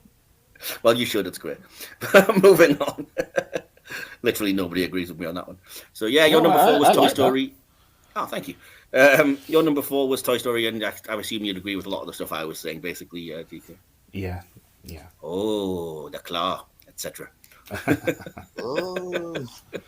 And of course, the I'm Woody, howdy, which just cracks me up every time. Oh, I tell you what, it is. This perhaps my favourite joke in a Pixar movie, and it's terrible because I'm a sucker for awful dad jokes and puns. But it's just when Woody's walking by and goes, "Yo, etch, draw," and he draws a gun with the etch. I honestly thought you were going to say that. I'm only a couple of blocks away. The bit I always like is when he says to Buzz, it's like, the word I'm searching for, I can't say, because there's preschool toys present. It's like, oh! I love the laser envy bit. You don't have a laser, Woody. What's with him? Laser envy. All right, that's enough. Careful with that. Well, the Mrs. Nesbit stuff's great. The hat looked good. The apron is a bit much, but out the window, Buzz, you're a genius. Cool. I mean, I've kind of spot my number 4, but here we go. I saw it for the first time a few hours ago, and it hit me in all the feels. So it's Coco. Yeah, just absolutely. Yep. I was not expecting it. I was, like I said, I was pleasantly surprised. I'd never been spoiled by all of the twists of things towards the ending, and the emotion of it just came through. Get ready for your drinking game, everybody, because I watched it on 4K, which I happen to have, and you're right, Jamie. It is stunning, even more so when you're watching it in ultra high def. Because my God, them colors are just like amazing. They pop so well. The whole Land of the Dead and the way it looks and everything, and the kind of the petal bridge and all that, it just popped straight off the screen. It was incredible. But it was the story that got me. It was the heart of it being about family and about never really being gone, even if you're dead, and the whole idea of, like you said, the cultural sensitivity seemingly of it, even though I can't really speak to it, it seemed quite respectful, and it was nice how it kind of incorporated this whole Day of the Dead idea and Mexican people's respect for their their family that are no longer with us. So I thought it was a really good, without wanting to spoil too much, it was a really good movie. The twist got me, and the very endings of it was just like pure emotion for me. So yeah, I'm glad that I did watch it before making this, but it did mean a very last minute kind of reshuffle of my list. So there you go. I just watched Coco and loved it. Well done. Any thoughts on that, anyone? I completely 100% agree with you. Mm-hmm. DK, did you say something? Yeah, just agreement. Cool. So I think we're on to everyone's number 3. So George, what's yours? Okay. I have 2 newer ones in the top 3. And so I saw this one in the cinema very recently. I might be biased because it was the first time I took my son to the cinema. Okay. It's Luca. Oh, okay. Wow, I didn't even think that got a cinema release, but okay. Yeah, it was like, I think Soul and Luca, both of them, wasn't it? They did Soul Luca and some other one. I think it was Red, yeah. But yeah, I see what you mean. Got you. Okay. They gave them all I think a week release. I liked it when I saw it on Disney Plus originally. Like, it's of the newer ones, it's one of the ones that feels like it could have been like an OG sort of. It's got heart, it's got soul. Ironically, even though that's not the film it is, it's good world building. It's just nice, like DK said before, like the small European town feel of it. The undertones that were Luca and Alberto more than just friends would have played more if it wasn't a Disney film, I think. But hey ho. I mean, there is a woman in there as a beard as well, just to get rid of all of those potential ideas. True. And it's kids having fun, but there's a lot more to it, and like being accepted and things like that. There's obviously that story. It looks great, considering that we've done Under the Sea films with Nemo and we've done People. This looks and feels completely different to those Pixar films. And I just had such a good time with it. And I think I had more fun of it seeing it on the big screen where I had no distractions as well. I think I took it in a lot more. Okay. Well, I liked it. It was on my list, and I think, the general consensus is that it's popular, on some level with most of us. So yeah, no one really seems to talk about it nowadays, I've realised. Yeah, it's a shame. It's just one of those, because it was pandemic era. I think it's again one of those where people might not even necessarily know it's a Pixar movie. And also, in terms of movies released under the Disney umbrella in 2021, it did come out like a few months before Encanto, and that kind of dominated the conversation for a while. Yeah, definitely. Yeah, so cool. Well, so yeah, Jamie, what's your number 3? Oh, Wally! I can't do the voice. How does he do? Wow. I need like a synthesizer or whatever they used. So that's 8 points going to Wally from you then. Yep. Wally, I mean, it's Wally. What do you want me to say? I mean, it's. I mean, I'm trying to think of what to say. That's like unique. I thought you had notes. Yeah, I do have notes, but it's all stuff everyone's gone over before. I like the fact that the opening dialogueless scene. I like the fact that the cast and crew just watched a bunch of Buster Keaton shorts. That makes me happy because I love Buster Keaton. I guess environmental message is very strong. Romance story is very strong. Animation is very good. Characters are all really good. The messages on like AI and consumerism have aged very well. Let's just say. Disney is by and large, and I don't know how the hell Pixar got away with this. But yeah, I would gush about Wally, but it's just I don't know what's unique to say about it because it's like everyone knows it's Wally. It's it makes me cry. Here's a unique question that might catch you off guard. Why is it only number 3? The number 2 film I just think is stronger on the whole, like just a lot tighter. And the number 1 film is all for, well, I also think it's tighter, but it's also for personal reasons as well. Okay, fair enough. So it'll really come down to what the other two are. Fair enough. But like, literally, this is like neck and neck with number 2. Okay, cool. That's fair enough. So DK, what about you? What is your number 3 film? It's Cars. Ooh, the first Cars. Yes, I respect that. I really respect that. Okay. This was on, if I remember rightly, this was on the Pixar slate for quite some time before it came out, and they kept using it as like a kind of demo. I hated the very thought of it. The whole redneck NASCAR bull is just completely antithetical to me, and I thought I'm not going to like this whatsoever. And I sat down and I absolutely loved it. I can't quite put my finger on, but Paul Newman helped, and I just think it's a good time. It's just a fun movie to watch. Yeah, I think I like it more than most, but I still find it, like I said, just pacing wise, I think it drags a bit too much. It didn't need to be nearly 2 hours. That's probably the only reason it's not in my top 10. But I do still love it. I still think it's fantastic. I still think it's very overhated. I think I agree with. I think was it you, George, as well, that said that like we just don't have the same cultural connection to the whole Route 66 American road trip. Car culture thing. I hate America, but I love Americana. I'm with you. Okay, that all makes sense to me. So number 2. Oh no, sorry, my number 3. Just to, almost. So my number 3 is Toy Story 3. It's easily for me the best Toy Story. And I was waiting to kind of tell you the parts that obviously obvious to most, but the parts that got me were obviously, like a lot of people would say, the kind of scene in the trash compactor where it looks like they're all going to get, burned to death or whatever. And everyone always says, that was the one that got me in the cinema and where I was crying and really affected me. To me, that almost got me, but what really got me in Toy Story 3 was the end scene. And it's Andy kind of giving up all of his toys to Bonnie.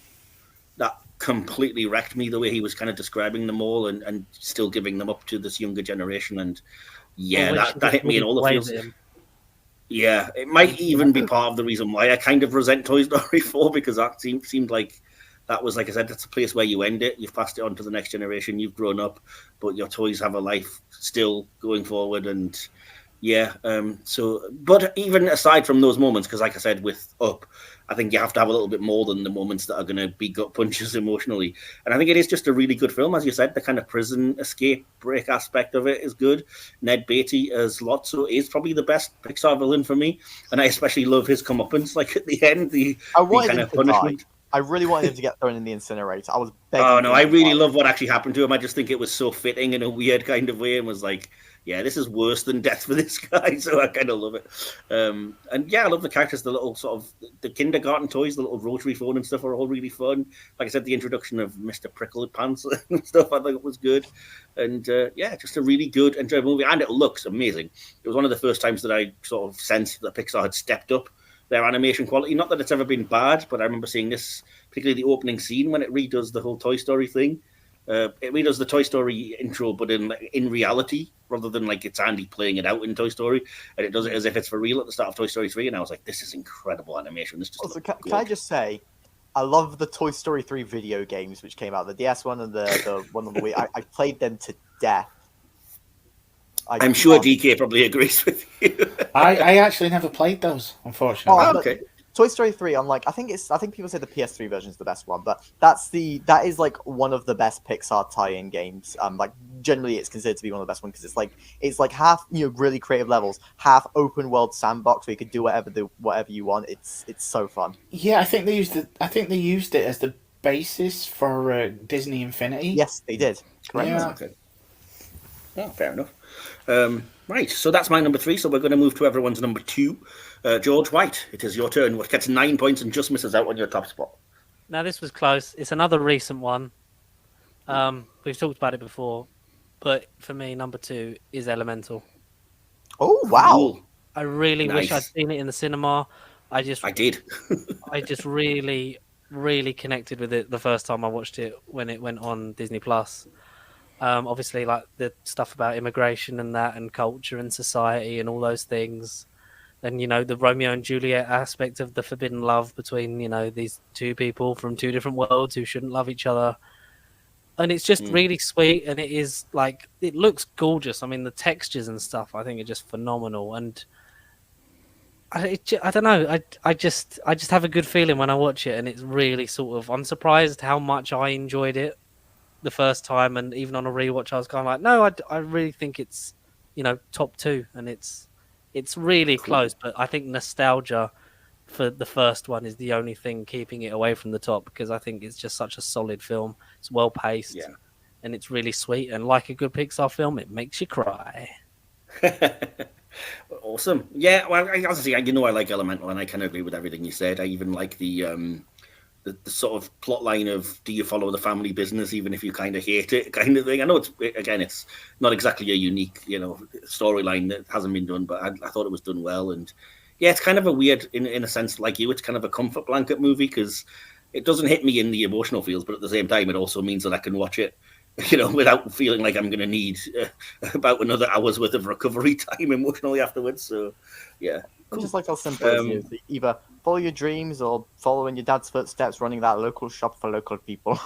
Exactly. So yeah, I'm kind of burn him.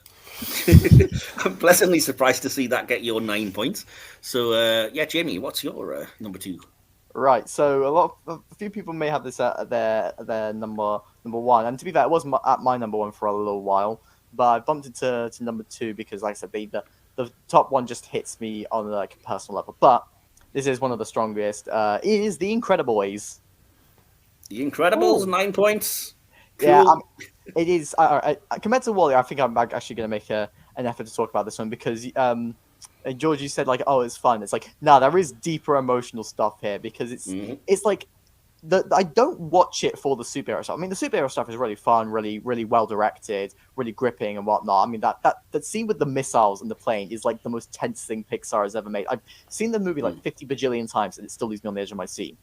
But the real reason I watch it is because it's got such a strong family drama at the heart of it. Of Bob's midlife crisis, and like you feeling like he wants to recapture the glory days without fully realizing that his family is where he needs to focus his attention on. He starts out like quite selfish, but he develops and he's able to like reconnect with his wife, and I just think that's so wholesome and so beautiful. I like how much of an ensemble the film is because it's not just about Mr. Incredible, and like the film smartly makes him incapacitated so he can focus on the other family members, like Helen, who gets to kick ass, and the kids who are a ton of fun. It's got so many iconic like moments I could recite verbatim, like the no cape scene, the principal scene. Honey, where's my super suit? that scene, obviously. It's for the greater good. I'm the greatest good you'll ever have. Or greater good. Yeah. And the old animators being the old guys at the end. Like that was old school. No school like the old school. Awesome. Oh, yeah, Syndrome is the best Pixar villain in my opinion because he is the perfect combination between being like entertaining, intimidating, and a commentary on toxic fan culture. Yeah, and he's a descendant of Merida. Yeah. Oh, that scene with the computer, that is like one of the darkest things Pixar's made. It's gives me goosebumps every time. It's so haunting, but so well done. That's like, yeah. See, that's where the emotion comes from. It's not like a make you cry emotion. Number 2 for you, DK. What gets your 9 points and just misses out on your top spot? It's Toy Story 2. Hey. Okay, wow, okay. It's pretty much been mentioned. Were you on the review we did of that, by the way? I was, yes. Well, there you go. You can just go and watch that. Exactly. You've got my thoughts right in there, but yeah, pretty much everything that was mentioned earlier in this top 10, and that scene with Jesse just kicks my ass every time. I think that's part of the reason I not so much don't like it, but I just resent it because it feels like it's the only time it feels really emotionally manipulative, if you know what I mean. I don't know. I don't think, unlike some of the other Pixar movies, it doesn't feel forced to me. It does to me a little bit, but I think that's just because, I don't mind that. And, it's always nice to see Kelsey Grammer play someone called Stinky Pete.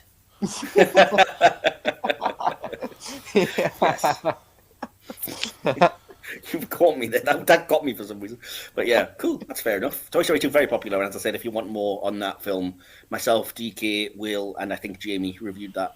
I wasn't on it. I just gave an audience interaction. Oh, well, there you go. Well, Jamie's thoughts are on it anyway then, so there you go. So yeah, and my number 2 then is, weirdly enough, The Incredibles. Hey. So again, that's the second time I've had the exact same placement of a movie as you, Jamie. Which is weird, because all the other ones could be any more different. Yeah, I know. But I just want to echo everything everybody else has already said. It is the best Fantastic Four movie, which baffles me that Marvel still can't get it right when there's a blueprint right there for it. But never mind. I love the uses of the powers, the way it's animated. I love the action scenes. I love the comedy. And the only thing I will add to that is that I think it has the stealth sort of make me cry Pixar moment, which is something I used to share with my former roommate who loved this movie. And it's the moment when Bob, thinks his family have died, then finds out they haven't, and then they're getting threatened again, and he just says, I can't face losing you again. I'm not that strong, which is such a beautiful double meaning and hits me so far. It's so good. Oh. So that's why I disagree that it doesn't have the kind of tear-inducing emotion of a lot of the Pixar movies, because it's all in the family dynamic, I think, in that one. And that moment in particular, I think, always hits me as like, this is... Nobody ever talks about this, but this is one of those moments that's just like, dang, you got me, Pixar, So... Also, because we haven't mentioned it, and I feel like we ought to mention it, this applies to a lot of the movies, but Michael Giacchino is the GOAT. Mm-hmm. Oh, but yeah, the 60s kind of superhero daring do music that he does for The Incredibles is so good. I absolutely, completely agree with you on that one. Incredibles score's fantastic. The Up score's fantastic. The Inside Out score's fantastic. The Cars 2 score's fantastic. Even if you dislike Cars 2, you got to admit that the Finn McMissile keeps banging. Cool. Well, I like it. So, yeah, awesome. Right. Well, before we get to the number ones, then we did say we were going to quickly give anybody's honourable mentions or special shout-outs. I don't have any, so I'm going to sit this out. George, we're going to come to you first. Any honourable mention that you want to mention or shout-out? Or... I could literally shout out all of them, but the one that was just off my list was WALL-E. Like all the points that you guys have said that have brought it up.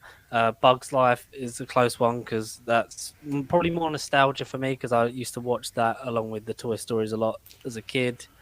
What else? I could, apart from, like, all jokes aside, apart from Lightyear, I could say something wonderful about each film. Yes, even Brave. Probably, I don't know. Brave's like a weird one. It's. I don't think it's as bad as people say. I see the potential. Just fumbled it in a few places. Director aside, Cars is great. Yeah. Okay. Cool. Yeah. What about you then, Jamie? What did you want to shout out? Anything at all in particular? Well, my 3 honorable mentions in the other 3, which I'd give a 9 out of 10 to. We've kind of already talked about them. So Finding Nemo, Cars, and Toy Story 1. So.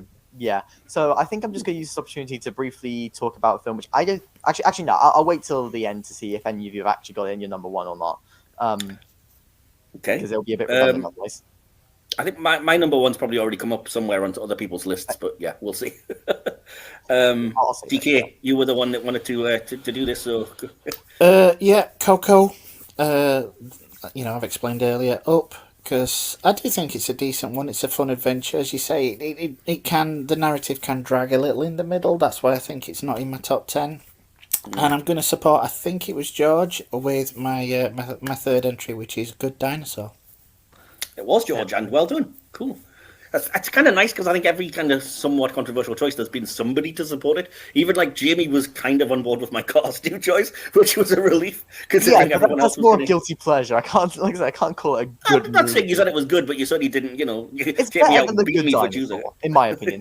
Sorry, you two. Yeah, fair enough. It's so weird because looking down the list, there are only 5 out of the 27 movies that haven't got points from any of us, depending on what people pick for their number ones. So yeah, everyone's just got the same number one, and then it skyrockets to the top. So we're gonna wait and see if anybody's number one movie is Brave, Finding Dory, Cars 3, Turning Red, or Lightyear. Cars 3 is a good shout out because that is a good movie. Like, I think it just came too late. I think by the time it comes out, like Cars doesn't have the longevity as the Toy Story franchise.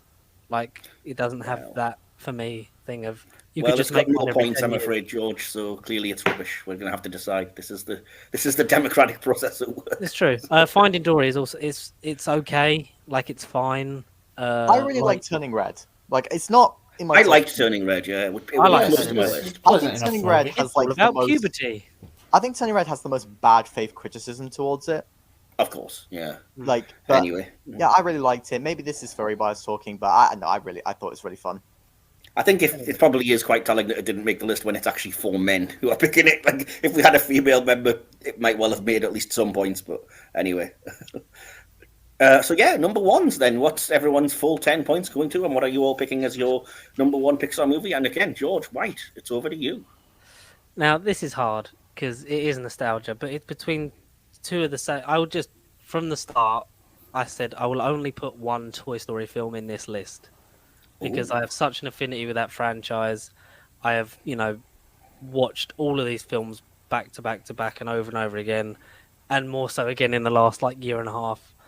And I've been torn between 2 of them, and I think I'm going to sort of go against the film that would have definitely been my original favourite forever and ever. And I'm going to say my favourite is Toy Story 2. Oh, wow. Okay. So 10 points to Toy Story. It would have been Toy Story 1. I could have easily done that because the VHS, I wore that out as a kid and I loved that film. But I think Toy Story 2 takes every element of Toy Story 1 and just polishes it a bit more. It's a bit more fun. Like, even the jumping quality of the graphics on the texture of the toys from 1 to 2 is insane, let alone from when you go from 2 to 3 and then 3 to 4. The thing is, it's more impressive with 1 to 2 because it was like a 4-year gap and they had to animate the thing in like 9 months, whereas with 2 to 3 they had ages literally throw it all out and start again. And it was like, it's just so fun. The Jessie bit, obviously, the expansion of the world, like the whole thing of toys, toy sellers and collectors, and how vicious and evil we all are. Ha ha ha ha. We want to sell all our toys to Japan for lots of money, but okay. I mean, we should clarify that it was only you that decided you could only put one Toy Story movie in here, so we didn't stop you from having. I had 3 and 2 next to each other. I think I could have put all 4 in them in some capacity. Like, I have to shout out that I have such a connection to this.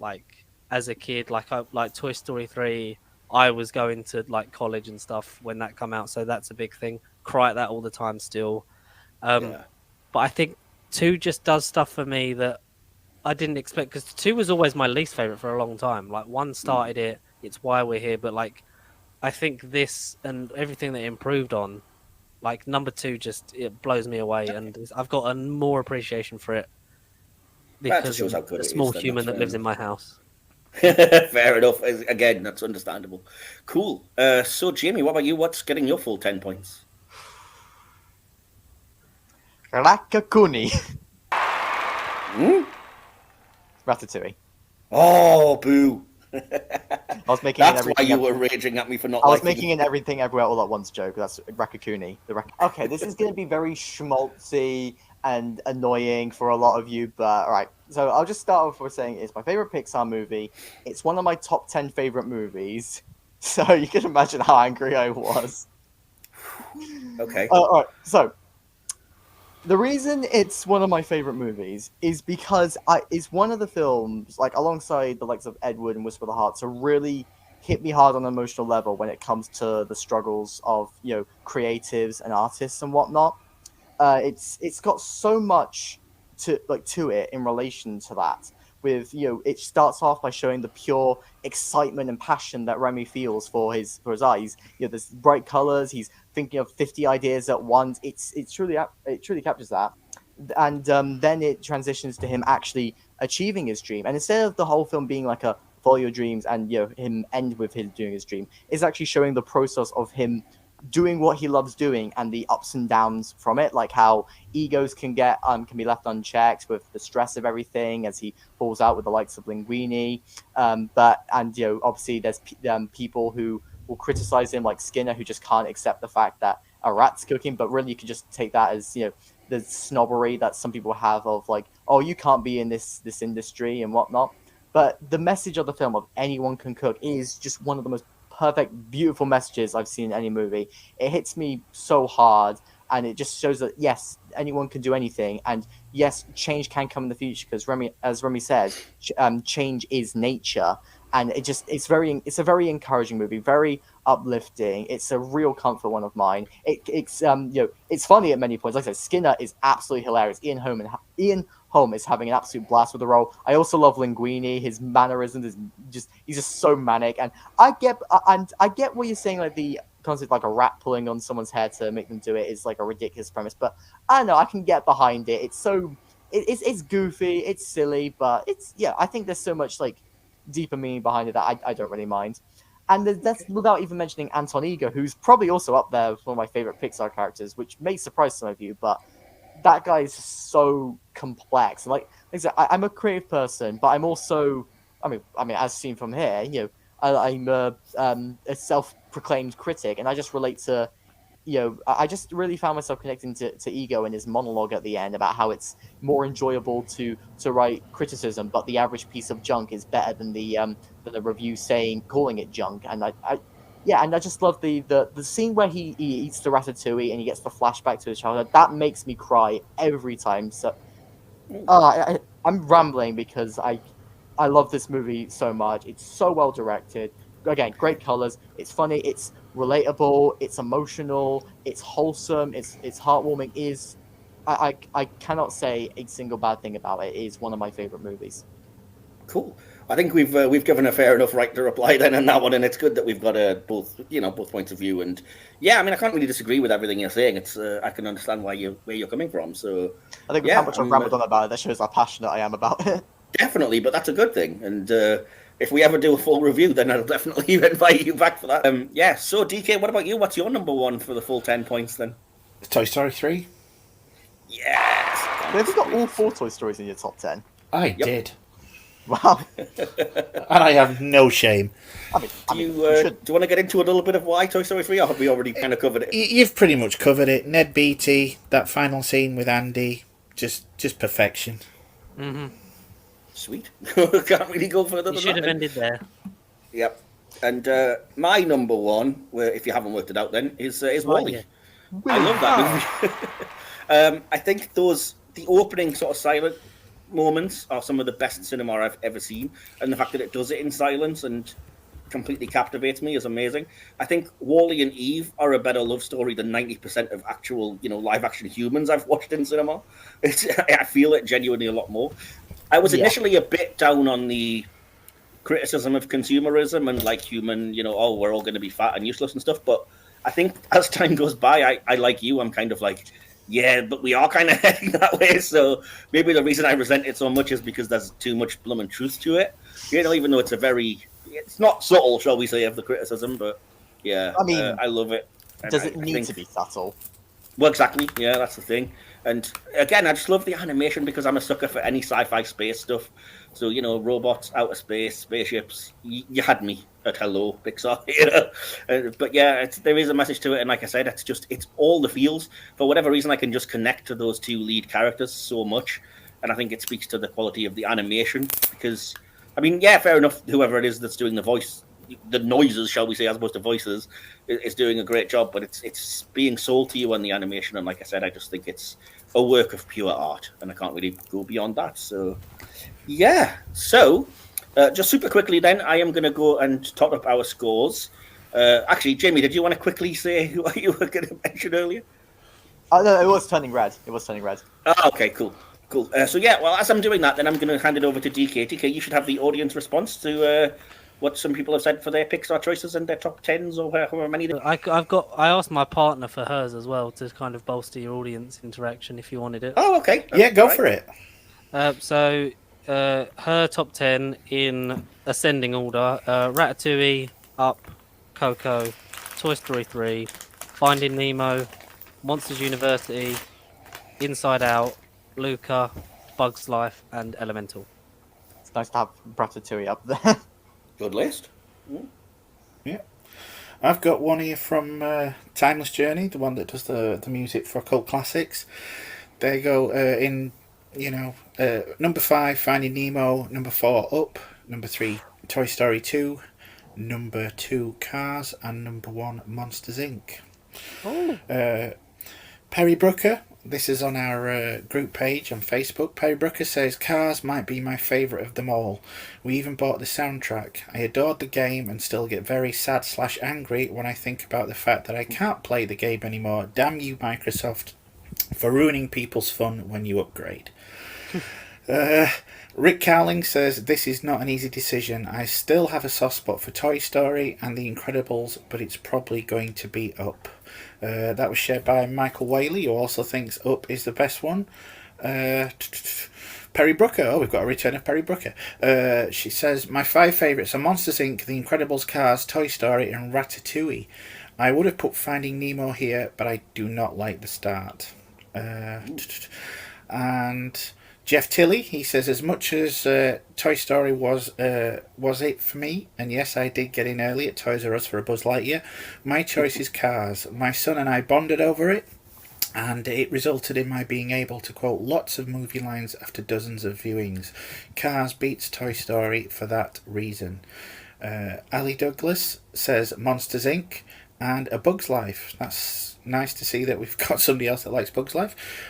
Alistair, the Radio Demon, just says the galaxy will tremble before the mighty Zurg. Ezra Fields Mayer says they're all great movies, all great characters. I have a friend in all of them.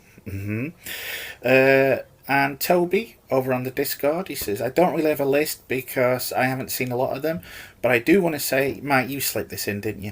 But I want to say that Cars 2 is underrated, and everyone who says otherwise is just a hater. And both monster movies are the GOAT.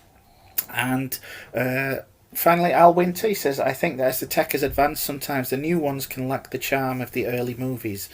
That said, faves are likely to be the ones you watched with your kids when they were young. Bugs Life, Toy Story 1 and 2, and Monsters Inc. for me. And yeah, that's it on the audience feedback. And if you want to know what the highest rated Pixar film on Letterboxd is, if you're curious, it's Ratatouille.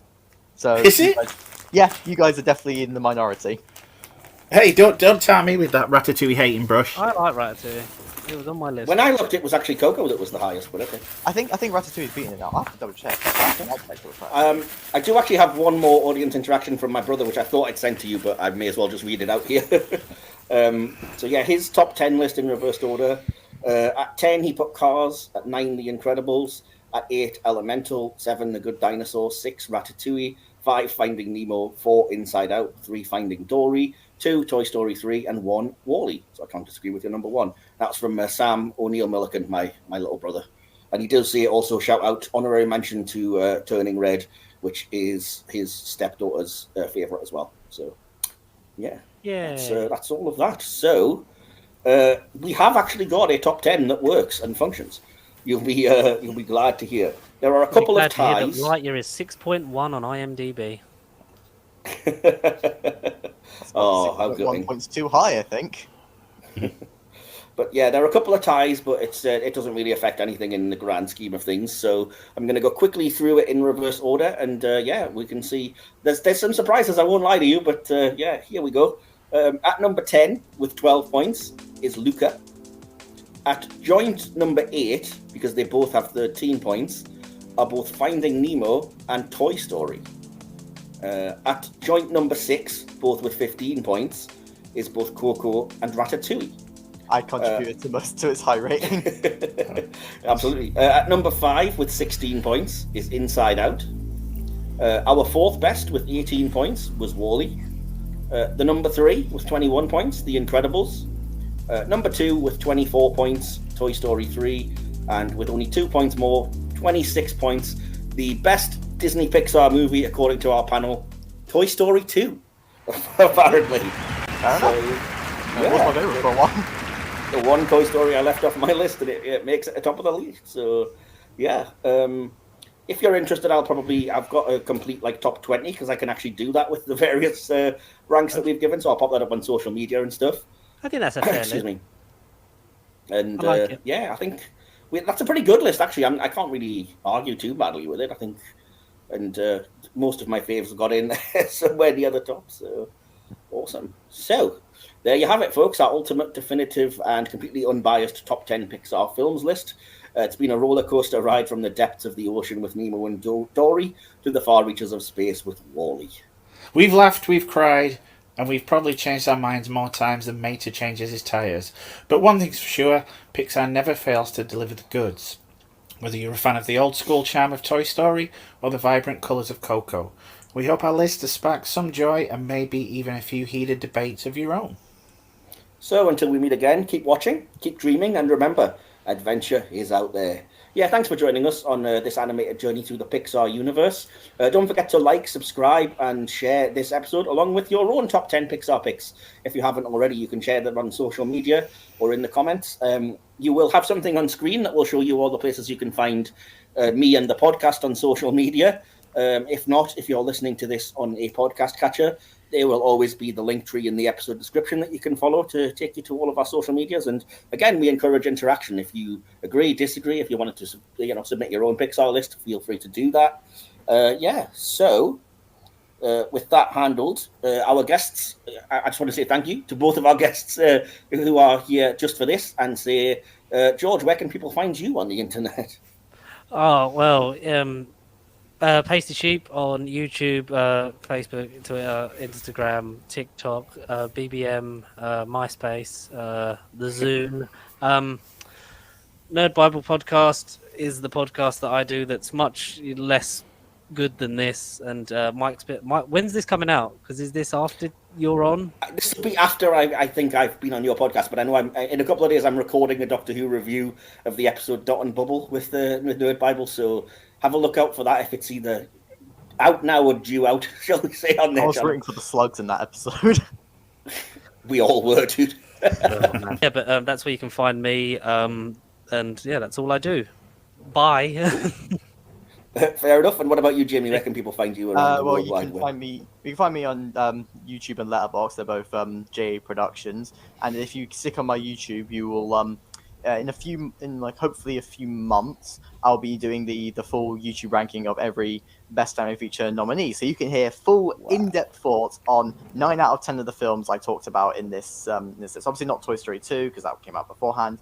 But if you want my full thoughts on why some are higher than others and whatnot, plus some of the other films, some other Pixar films which I may not have gone as in depth on, you can see there. And if you go on Letterboxd, you'll be able to see what I've rated them, and I did short little reviews for them, so you can get a basic idea. But basically, if you just want to see me gush about Ratatouille, just stay on the YouTube channel and you'll see it in a little bit. Awesome, something to look forward to and to look out for there then. And what about you, DK? Anything you wanted to quickly shout out? I know I always ask this and get the same answer. Nah, I'm just here. Just here. But keep a lookout on our channel. DK's Cult Classics is always out once a month along with my cinema classics. So you'll have seen a recent one, which I can't remember what it is, but hopefully you've enjoyed it. And if not, go back and watch it. And we'll always be back here with more Silver Screen Podcast or over on our sister podcast, Hit or Miss Star Trek. And if you two ever want to do a top 10 DreamWorks movies, hit me up. We'll see. Yeah, there's no more top 10s until... Actually, there is a top 10 Spielberg due later this year. Spoiler alert. But maybe next year we'll see how we do that. But thanks again for everyone for joining us, to our guests and for everyone that's listened this far. Stay animated, silver screeners, and until next time, so long. Partner. Anyone can cook. Reach for the sky. What's wrong with you, stupido? Silencio, Bruno. Anyone else want to throw in a catchphrase? You've been listening to the Silver Screen Podcast, hosted by Michael Wilson and DK. Produced and edited by Mike Wilson. Additional material and behind-the-scenes sections by DK. Follow us on social media. Links to all of our social media pages can be found via the Linktree page listed in the episode's description. This podcast is part of the Mike's Podcasts Network. You can listen to this and our sister podcasts on all good podcast providers by searching for Silver Screen Podcast or Mike's Podcasts. Don't forget to like, subscribe, and share far and wide. Thank you for joining us. Come back next time for more movie magic, and hopefully this can be the beginning of a beautiful friendship.